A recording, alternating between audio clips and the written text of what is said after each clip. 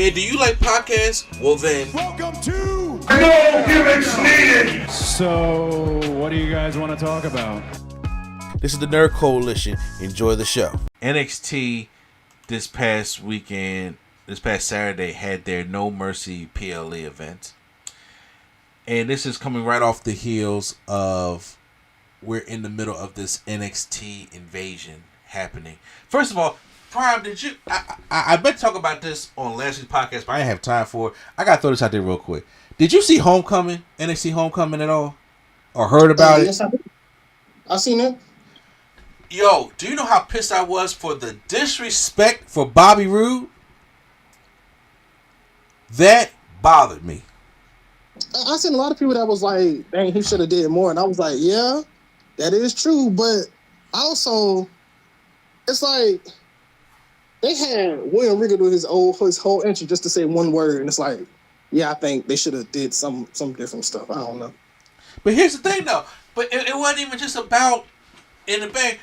They know, like, they didn't react to Bobby Roode at all.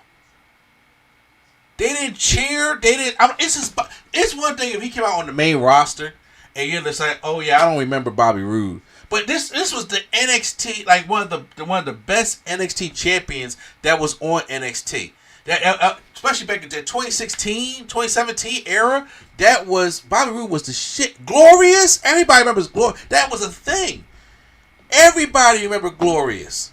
So when he just came out there, when he was talking to, I forgot who he was talking to in the back, but when he came out there and he met up with Joe Hendry, I was like, where's the like you know, because you could hear the crowd. There was no pop for Bobby Roode. None. You know who also didn't get a pop? Who? Tyler Breeze. Yeah, Prince. Like I was like, what NXT felt like? Are we this far removed? Like it's only been 10 years. Like are we this far removed that we don't know the NXT legends? Like are we like that right now? Because first of all, Tyler Breeze even had a good run on the main roster. I remember what was it? Breeze Dongo and the whole Law and Order, you know, like the Fashion Police gimmick that they was doing. Like I remember all that shit.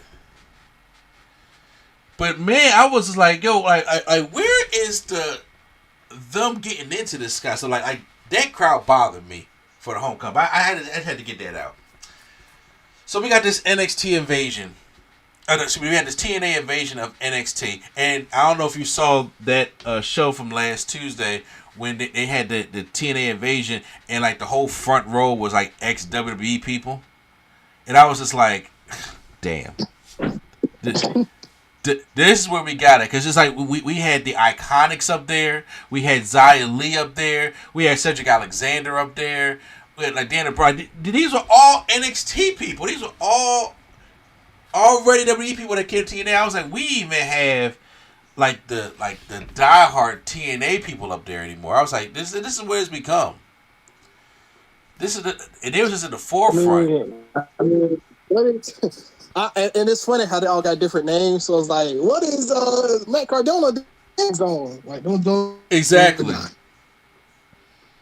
Exactly. I was like, Cedric, you was only there for a weekend, and all of a sudden you rep TNA now?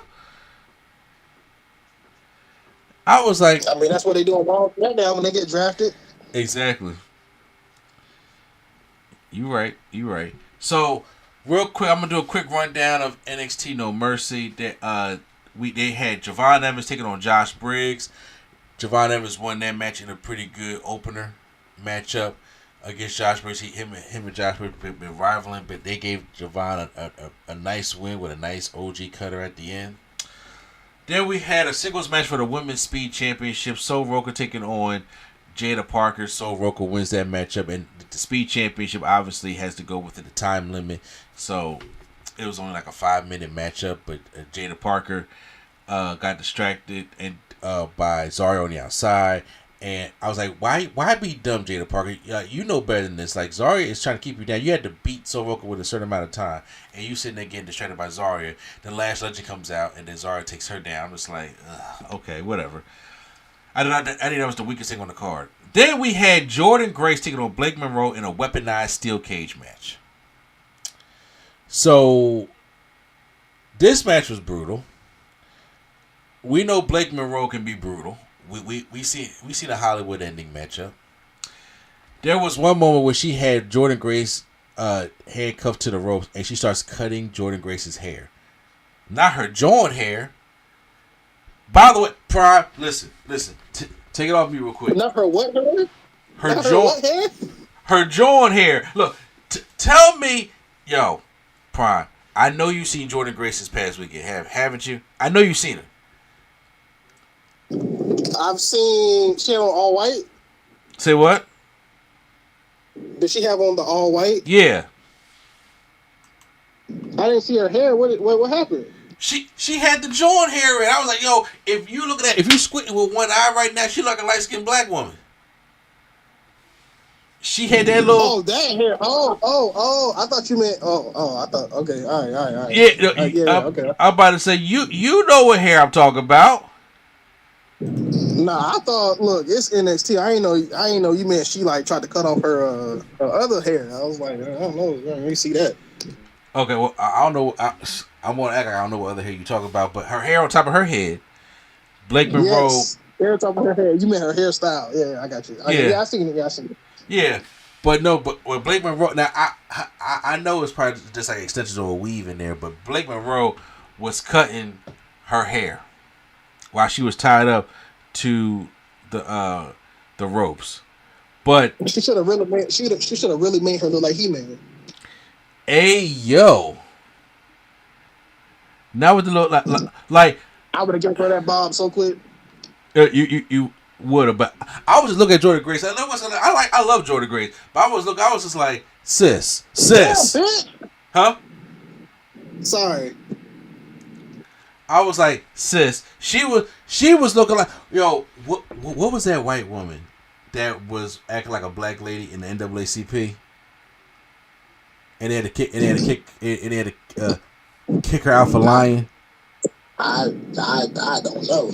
God, it's going to come to me of what, because I think she had a documentary that just came out, and she's still trying to act like she black, and she not. Yeah, Rachel Dolezal. Look, okay, Brian. Look, for the first time, because we on the podcast right now. Look up on your phone right now. Look up Rachel Dolezal, which is Dolezal spelled Dolezal. Please look it up right now. Dolezal. Yeah. Oh, dang. Okay. She white? Exactly. She's white. She looks like Suzanne from you know Suzanne that was the Jackson's manager? Suzanne DePaz? Yeah. Yeah. So peep this, bruh. If you scroll through all her pictures, she got a whole black family, and her and then she was an activist, and she was on the NAACP chairman board, I think it was, and then her parents came out and said, "Y'all, she playing y'all. She a whole white lady," and they had to kick her. They had to kick her off. And that happened back in God, was it like 10, 12 years ago? And guess what? You would think the whole act came down, right? No, she's still out here doing this shit. She's out here doing her getting outed by her parents, and she's still not caring.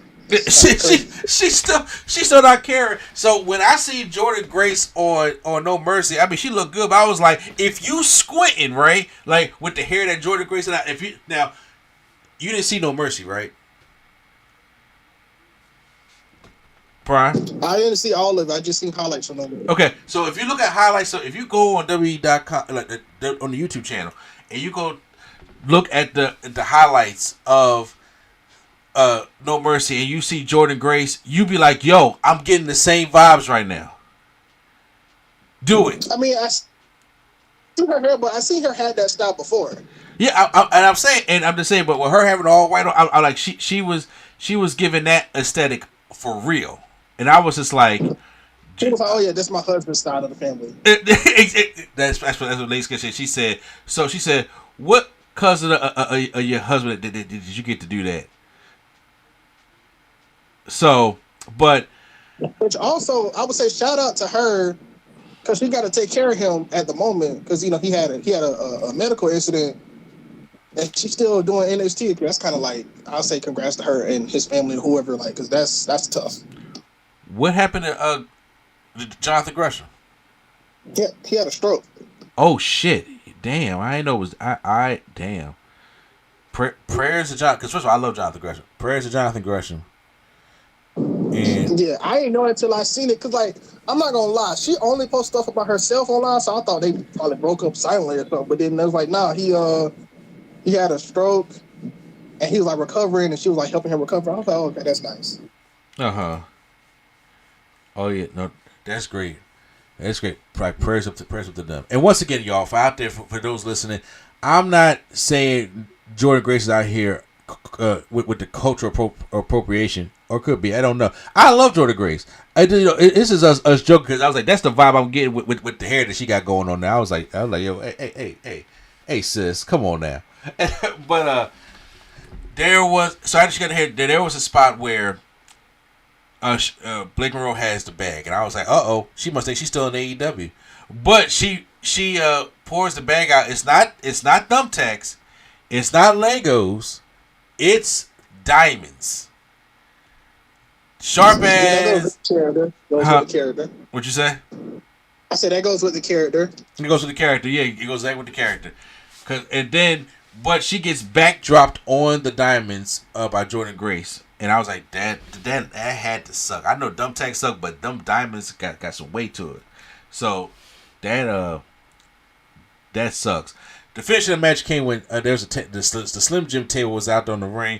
They was on the top rope in the cage, and Blake Monroe tried to powerbomb Jordan Grace through the table, but then Jordan Grace picks her up and gives her kind of like a white noise off the top through the table, and just falls on Blake Monroe and pins her and wins the matchup. I thought the Weaponized Steel Cage match was pretty good, and I like seeing Blake Monroe and Jordan Grace, get it in. So then we got a announcement from Ava that with this invasion coming. No, say the announcement real quick.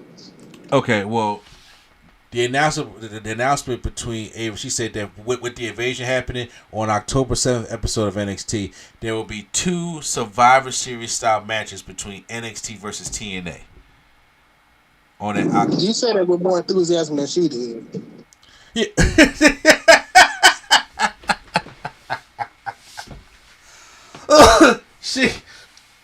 She was, I was like, there was this major announcement, and it was the build up, and she said on the October 7th episode of October 7th episode of NXT. She got that thick ass list too. Like you can see like, her lips get caught in them teeth, right? You see that, right?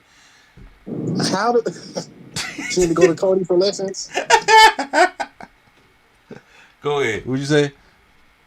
No, I was gonna say, how does Dwayne not be like, hey, you should go to speech class? Not speech class, not speech class, but like you should like, God, man, get some enthusiasm, get something. Can you please be like, how you this boring on screen? Yo, that is hilarious, bro. The Rock said, like, you need to go back in the lab and do this all over again. Yeah, she was very vanilla in this.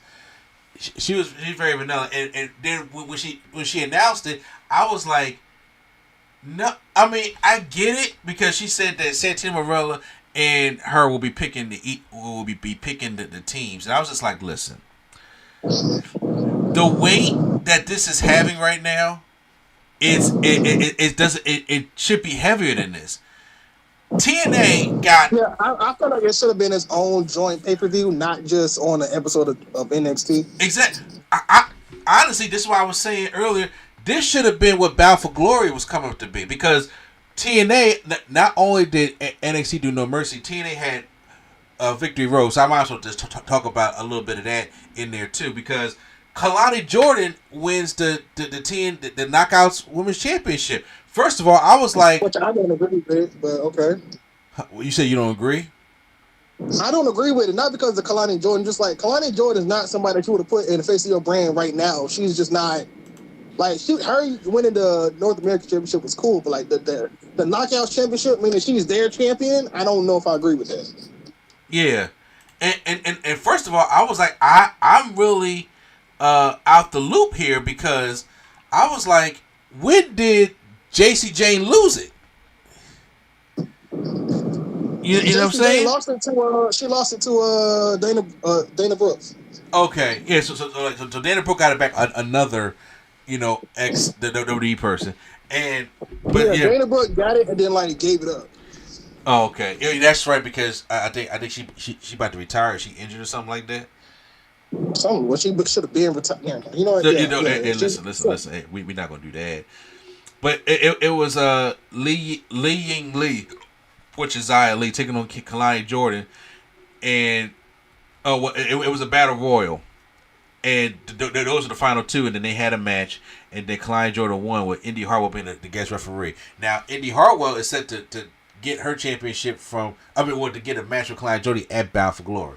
But with all that being said, like Mike Santana beat Rich Holland at the Victory Road, then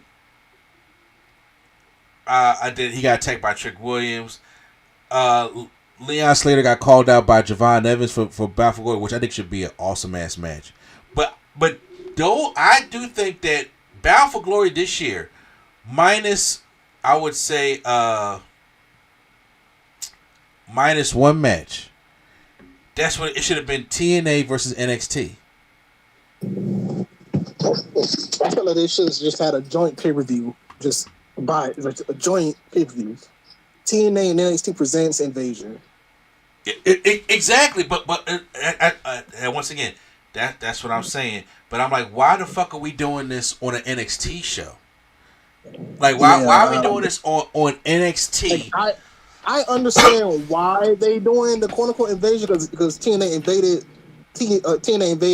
NXT, but I still think if they wanted to do the invasion thing, how they did it back in the day, just make it its own show. Because if you make it its own show, it don't feel like one or the other. It just feels like a show.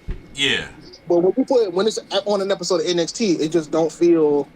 It's like Captain America: Civil War. You knew Cal wasn't losing because it's his movie, even though he had the worst team. Yeah. So it's like, okay. But I'm saying, but even with that though, I still think like, look, they have Victory Road, but as of right now, Bound for Glory is coming up. That's coming up in a couple weeks, right? That is TNA's WrestleMania. Like that's their biggest show of the year, and they're going to have. And if I look at this Bound for Glory card, okay, you know what? Before I get to the Bound for Glory card, let me just get do the rest of No Mercy. Okay.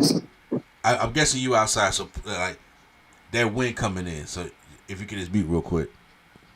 All right, so we got Ethan Page taking on Tavion Heights. That was a pretty good match. It was kind of short though for the NXT North American Championship, which he has like he's basically at the Canadian Championship right now.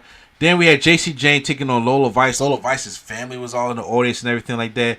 And they got rid of Jasmine Nix. Jasmine Nix is just like, yo, they Molly ESPN'd her out playing. But they lowballed her on some money. So she was not coming back, and the WWE was taking away from opportunities that she wanted to do. So they just disrespectfully rid her off TV. She just got beat up in the back. And then JC Jane and Fallon Henry found her, and they was like, well, she was the weakest link anyway. And it like kind of like bounced off. They didn't give a fuck. I was like, they didn't give a fuck about Jasmine Nix. But we thought like did Lola Vice have a chance? Sure, but then she was attacked by somebody, a masked somebody. We never got to see who the masked somebody was. And JC Jane wins and retains her NXT Women's Championship. I'm not sure who the masked person is, but she attacked Lola Vice, and Lola Vice lost the match. And in the main event, we have Ricky Saints taking on Oba Femi for the NXT Championship. And finally, Ricky Saints is your new NXT World Champion. because you knew it was coming. Because even when they had the Invasion Brawl the previous week, all Ricky Saints cared about was that championship. Straight main character energy. That's all he cared about. Y'all can go ahead and fight this NXT TNA thing. I got a beef with this championship. And Ricky Saints beat Obafemi for the championship. I thought it was a pretty solid matchup. Obafemi's time for him to come to the main roster. I feel it's time for Obafemi to come to the main roster. But I'm happy to see Ricky Saints win that championship. So now with me saying all that, it makes me go over to NXT, the TNA Battle for Glory. So this is what the Battle for Glory cards look like. We got about a 7-match card so far. And I still felt as though, like, other than the Hardy Boys and Team 3D going at it in a tables match for the TNA World Tag Team Championships, this match should have been predicated on straight TNA versus NXT. That's what I felt as though Battle for Glory should have been this year. Jeff and Matt said that they're gonna fight Dark State, I think, this week for the titles. Yeah, that's what I'm saying. That's why I said, other than the Hardys versus the Dudley, because it's an iconic match. Other than them two going at it for a tables match, that's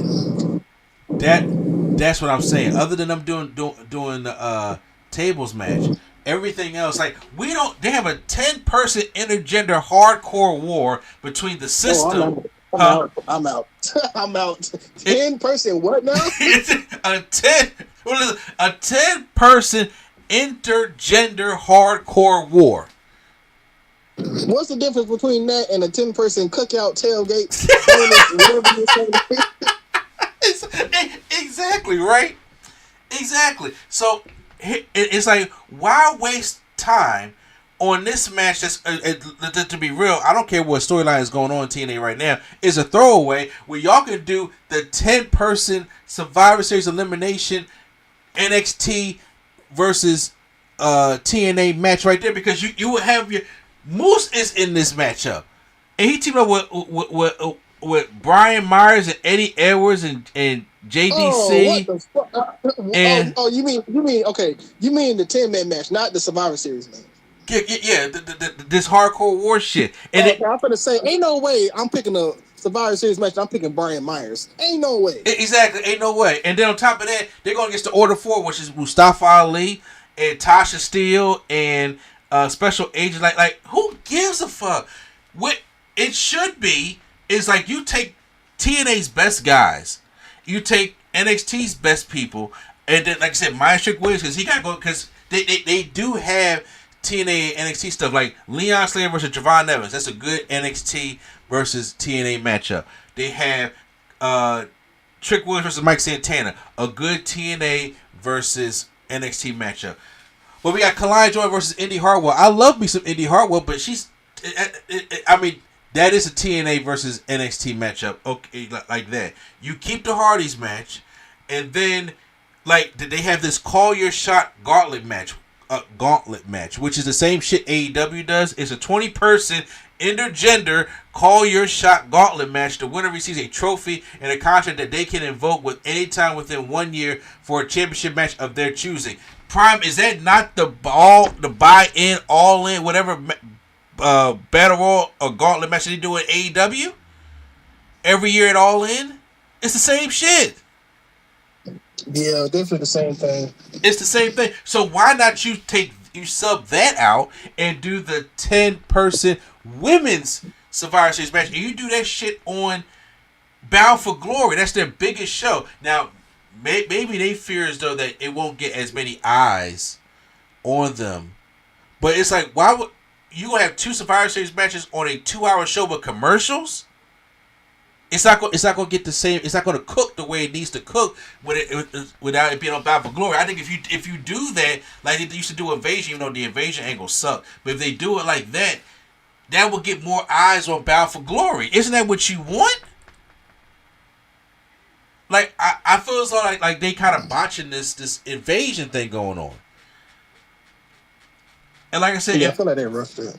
Yeah, I think they really rushed it. I was like, if The Battle Royal could have really been an NXT versus TNA invasion with Mike Santana win the championship from Trick Williams, but also having NXT versus TNA, and then these whole weeks you playing the invasion. This thing on October 7th, I just felt as though they dropped the ball with that.